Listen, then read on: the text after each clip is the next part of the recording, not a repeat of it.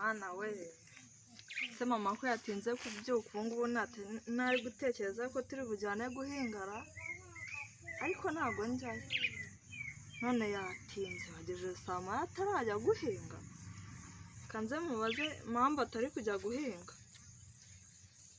Mama mwana wa rero ntabwo nakererewe ahubwo nabyutse kare ndimo gushaka kandi gasuka kugira ngo tujyane guhinga.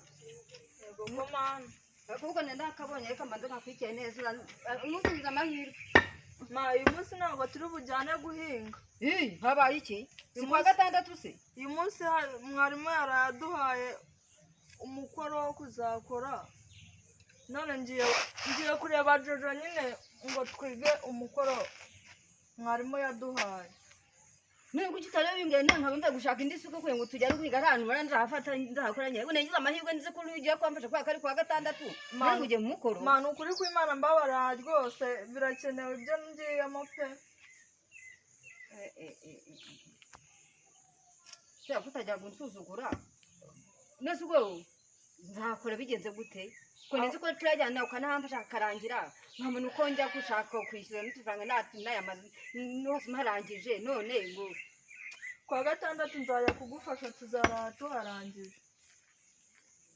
sawa ngaho ntabwo ajya gunsuzugura reka inyisubize mu nzu n'ubundi ubwo ntacyo ko najya kwishyuza ayo nakoreye naho ubundi uzajya kuhamfasha kundi munsi nzagufasha kwa gatandatu. Uyu munsi tugiye gukora kwirirwa twiga dusubiramo ibyo twize nyine tugiye gukora coaching.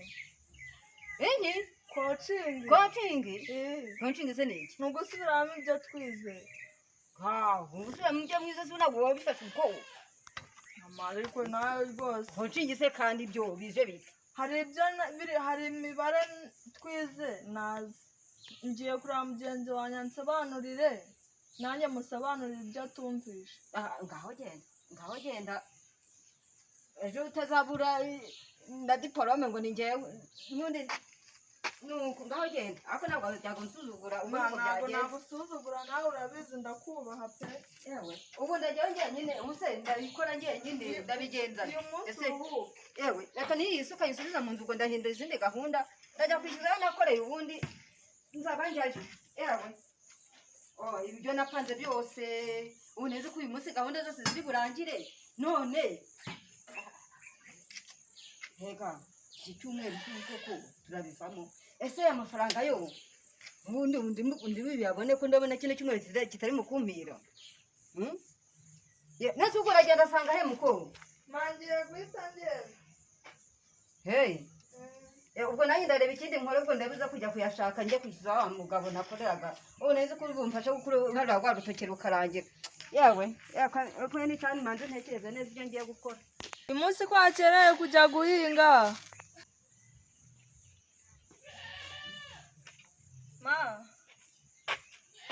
soko ndawihebye siko nenze ko turi bujyane kurangiza hariya ahantu none ukaba ugiye ahubwo mwarimu yari yadutinye n'amafaranga. amafaranga asangaye agenda mwongerejwe amafaranga 5,000. 5,000 byo kugira ute? byo kwiga coaching. byo kwiga coaching?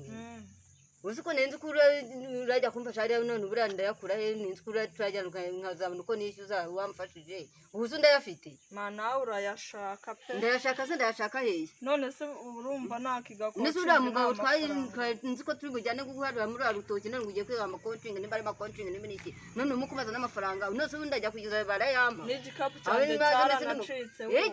igikapu ngaho si uko se nabyo n'igikapu nkeneye n'amafaranga yo kugura igikapu. reka nzi ndajya kwishyuza ndebe mama ko bamaze iminsi ndi mu guta amaboko yanjye ndebe ko wenda ari two bari buze kunagira nenze ko turajyana twaharangiza none ubwo nyine tica ndamubwira ko nzajyana kwa gatandatu w'ikindi. ese kwa gatandatu w'ikindi ntabwo umwe ko tuzajyana kujya kuharangiza kandi tica nayamushyira mwaza maze ubundi tukajya guhinga. nubwo se ntabwo muzajya kwiga nzakuruhushya.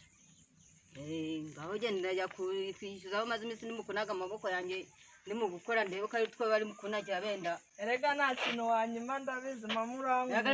none se ubundi nta gikwimaze ngifite n'ubundi ngo nzagihende yewe mara reka ngende ngaho genda nakerere ndajya reba uko njya kwishyuza aho maze iminsi ndi mu gukorera muri ruriya rutoki ndebe ko uriya mugabo hari icyo ari buze kunagira ubwo wenda nindamuka nyagushije ayo mafaranga uzayajyana cyangwa n'uwo ku wundi munsi kandi uze kubanguka umenye ko ikigoroba turajyana muri iriya gahunda yo kujya gukora hari ahantu natwe ngo tuzabone icyo tubahishaho mandi butebuke nta kibazo ntago natinda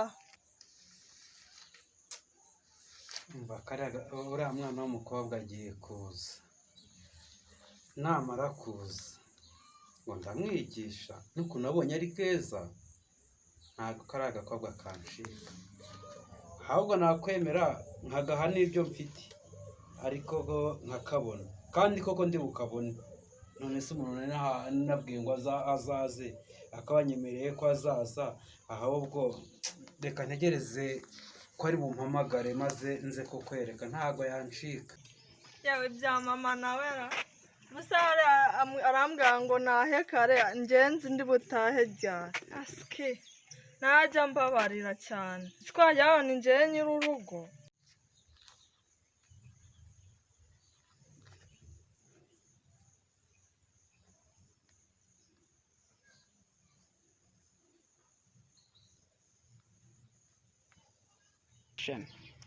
reka mpamagare tica ndareba hano ku irembo hakinze numve yuko ari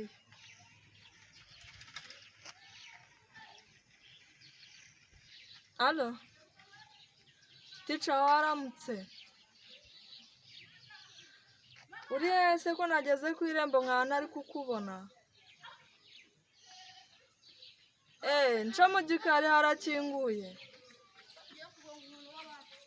nta kibazo reka nzi